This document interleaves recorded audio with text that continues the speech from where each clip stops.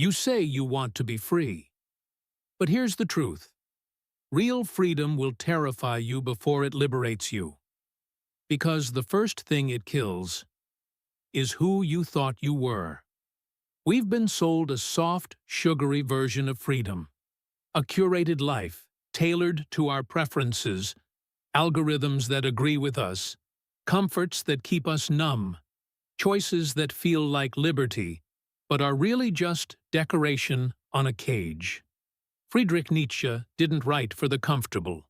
He wrote for the trembling soul that dares to open its eyes.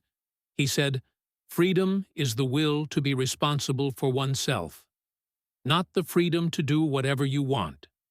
Not the freedom to avoid discomfort, but the freedom to face the abyss, to tear off the masks, and see who stands behind them. And if you do that, truly do that. It won't feel like freedom at first. It will feel like death. Because to be free, you have to let something die. Your roles, your false beliefs, your comfortable lies, the illusions that gave your suffering a purpose. Nietzsche believed we live most of our lives in bad faith, pretending, performing, belonging, not because we fit, but because we fear the silence of standing alone. And maybe you've felt it too. That quiet panic when you're left alone with your thoughts. The ache of living a life that looks full, but feels hollow. The dread of admitting, "I don't know who I am without all this." You're not weak for feeling that. You're human. But Nietzsche wasn't interested in coddling humanity. He believed in burning it down to find the fire within. He who has a why to live can bear almost any how. But what if your why was never yours to begin with? What if the life you're trying to fix was built on someone else's blueprints? From the moment we're born, we're handed names, labels, duties, told what to believe, what to want, what success looks like, and we accept it. Because the alternative is unbearable. Not knowing who we are, not knowing what's real, not knowing where to go. So we cling to meaning like a life raft. Even if it's built on lies, we obey, we chase approval, we mold ourselves to fit the shape of what we think the world wants. And every time we do, we die a little inside. But Nietzsche believed death wasn't the end.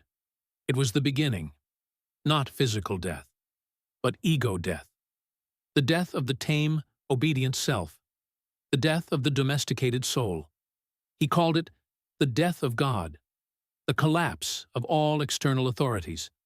The moment when everything you relied on turns to ash. Scary? Yes, but also necessary, because it's in that ashes that something new can rise.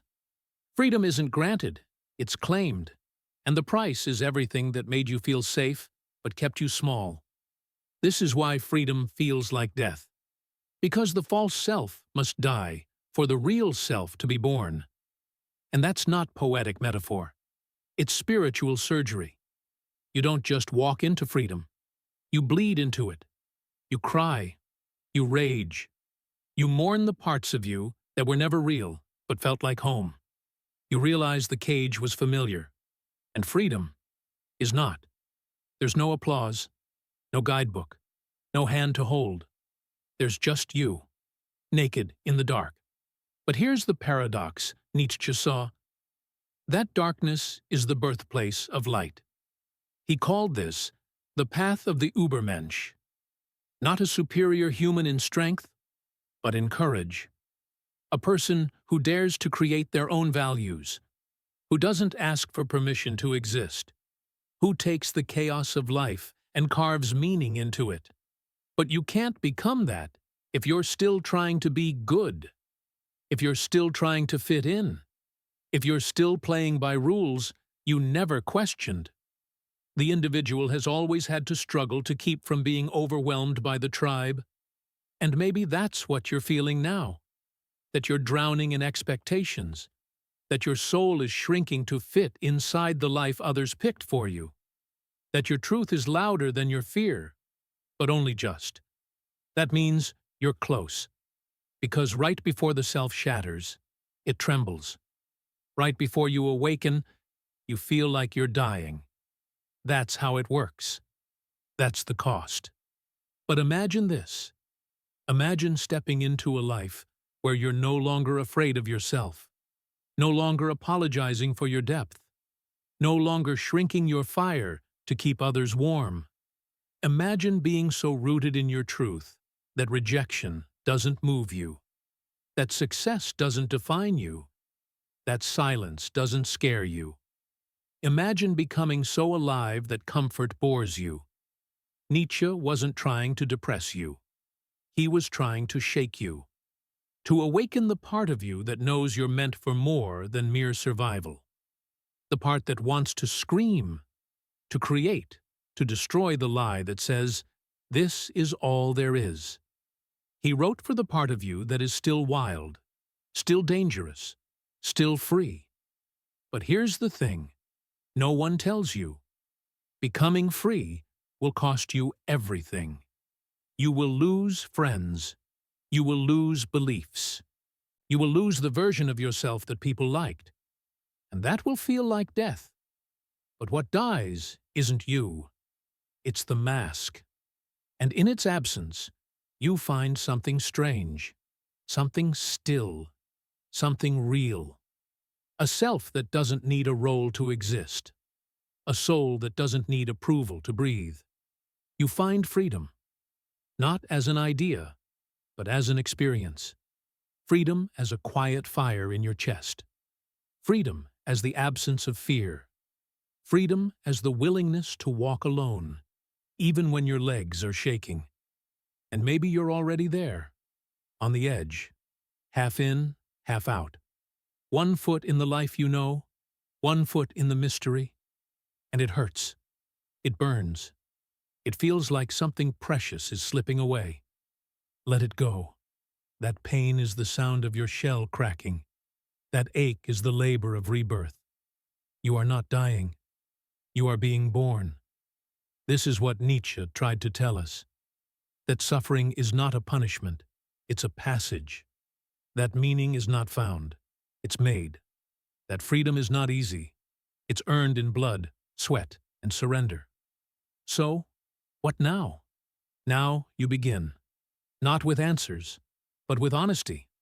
Start by asking, what have I been pretending not to know? Whose life am I really living?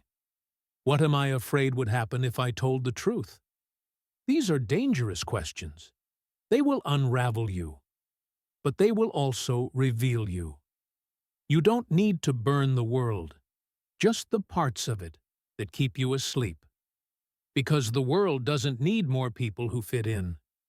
It needs people who wake up, people who walk through the fire and come out shining, people who choose soul over safety, people who live with their hearts unarmored, their minds unshackled, their spirits unbroken.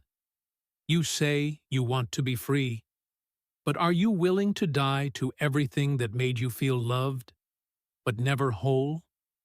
Are you willing to leave the tribe, to disappoint the crowd, to become the kind of person who can sit in silence and still feel full? Because that's what freedom tastes like. Not sugar, but fire.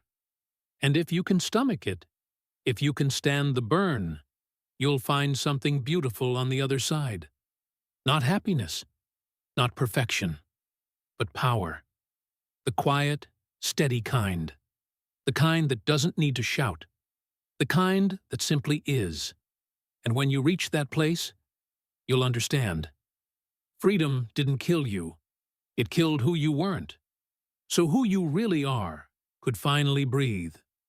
If this spoke to something deep in you, if it burned or cracked or awakened, then let it keep burning. Let it keep moving you.